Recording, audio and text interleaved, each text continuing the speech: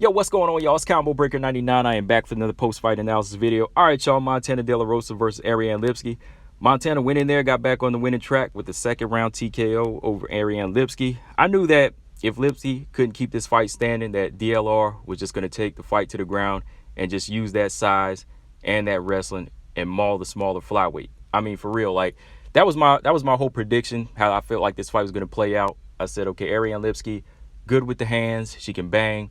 You know, she could probably eat a few big shots from Montana De La Rosa, but to me, like, De La Rosa is not that elite with the striking. I still feel like she needs a lot of work with the striking, which I'll talk about here in a minute. So I just knew that her game plan was to say, look, if I take these big shots, start getting busted up, got to take this fight to the ground. And that's what she did. She just went right back to what she went right back to her roots. She just went right back to her roots. Really couldn't get anything going with the striking because Lipski did look sharp early on. But Lipski, man, when she's on her back, she's like a fish out of water, man. She's just lost. I mean, fight went pretty much like I felt it would go. I mean, I got a double prediction, right? And no, I'm not talking about Manon Fiorot versus Tabitha Ricci. I'm talking about my prediction in this fight. I got two predictions right. Not only was my second round TKO prediction right, but I told y'all there would be blood. Told y'all there would be blood up in this one.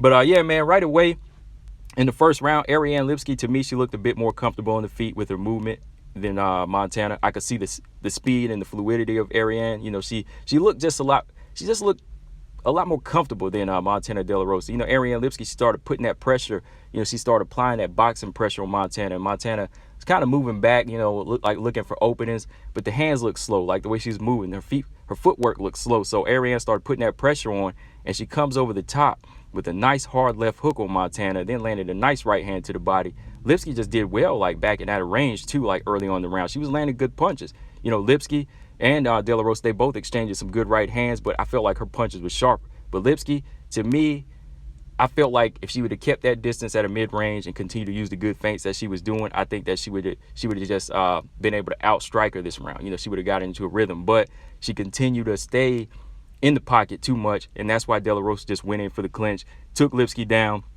and in that half guard, she landed some good knees to the body and just started really putting that weight on her. Got some good work in the guard of Lipski. Lipski was not very comfortable on the ground, could never get like a high guard. You know, she could never get her guard high enough to go for an armbar attempt because there was points where I saw like Montana just like laying there where she could have, you know, got that guard up high, probably got her into a triangle, but Lipski's just not comfortable. She's just not comfortable on the ground. So De La Rosa started letting off some more big shots, just putting her weight on her. Let's go some big elbows, opened up a bad cut over Lipski's left brow.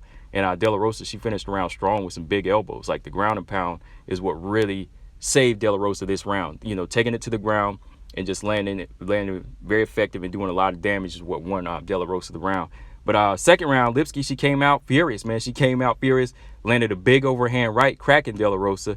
But what does she do? She stays in the pocket and she doesn't follow up. So De La Rosa, she does the smart thing, takes Lipski right back down in the opening 30 seconds of the round, which wasn't smart on Lipski's part, you know, to attack and just stay in the reach of DLR. Like, land and move. Like, she has that posture, like, you know, she's going to start, like, popping shots and moving, similar to, like, Alexa Grasso just a little bit, just the way she was kind of, like, you know, stepping in and out, but she just doesn't have that IQ or full-on, you know, fundamentals of boxing like Grasso. So, back on the ground, De La Rosa back on top in the guard. De La Rosa just tucking her head in, swinging, putting the weight, you know, landing good shots, back inside control. She's just using the wrestling well, still landing big right hands, just dogging out Lipski. You know, Lipski just laying on her back, kind of riding around out. She really looks lost if you look at her face. She's busted up, bloody, trying to rub the blood out her eye.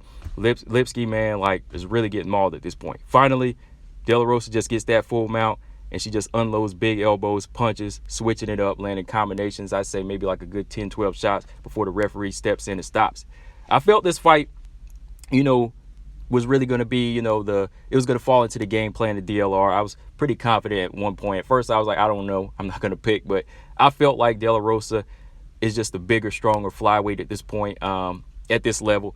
And, you know, Lipski, once you start to get Lipski into your fight game, it's going to be pretty much over. You know, I think if Lipski would have boxed more and just landed big strikes and got the respect early on, I think she could have just busted up De La Rosa. Like, stopping her is going to be a hard thing. You're going to really have to knock De La Rosa out. But I think she could have really got it I think she really could have got into a rhythm, but she just let De La Rosa take it to her to the ground, impose her size and power on Lipski, who, like I said, was just lost on her back. At this point, you know, in my opinion, it was all groundwork that looked impressive, and just the size, the way she used her size for De La Rosa. I didn't really feel like her striking was a big step up still. You know, I still feel like it wasn't like a big step up. I think she still needs to work on that. DLR, you know, she just needed this win. She just needed to really build up her confidence and get her IQ and work her IQ in this fight. I think there's a lot of work to be done, you know, still with that striking. And every time I see that tail of the tape, I keep thinking she's older, but she's only like, what, 26? You know, I keep thinking she's old, but she's still 26. So she's got a long way to go. You know, she can still, you know, work and make some improvements on her feet. So she just needs to get the right boxing coaches. I mean, you know, anybody, you know, boxing, go to Derek James, you know, Ronnie Shields, some of these type of trainers like that. And you know, they get Mark Breland, you know, any of these fighters that can really help her get comfortable on the feet, you know, because she still don't look comfortable to me. Like, she wants to let her hands go and be more effective, but if you just got one level of speed over De La Rosa, you will outpunch her and outstrike her, you know. And Ariane Lipski did win the exchanges on the feet, but it was just too small of moments, and De La Rosa just controlled the fight. But from here, what's next? De La Rosa versus Manon Fiorot, or, you know, am I throwing Manon Fiorot, am I throwing De La Rosa in there with the to the slaughter? You know, I don't know. But y'all want to see that DLR versus Manon Fiorot? That would be a good fight. I would go with Manon Fiorot definitely, but hey, that would be a good fight. Or DLR versus Jillian Robertson, right? I don't know who else out there she could fight. So maybe a rematch with Mayra Bueno Silva if Mayra Bueno Silva gets her back right. I don't know. From here, for Ariane Lipski, I don't know. You know, I really don't know. Lipski's got good hands, but she just got to get better on the ground. She really needs to work on that ground game, similar to like Marina Rodriguez. But the thing about her hand game isn't as sharp as Marina Rodriguez. See, Marina Rodriguez, you know, her striking game could take her further because she's much more solid and fluid in it. You know, I think that the IQ of Ariane Lipski is not there. You know, she'll do okay for a while. She'll get the banging with you, but then she'll kind of abandon the game and she'll get taken down, and that's it. You know, so what's next from here? It's possible, hey, one more loss, she could be gone, because the violence queen got violence inflicted on her. Combo Breaker 99, I'm out. Subscribe. Peace.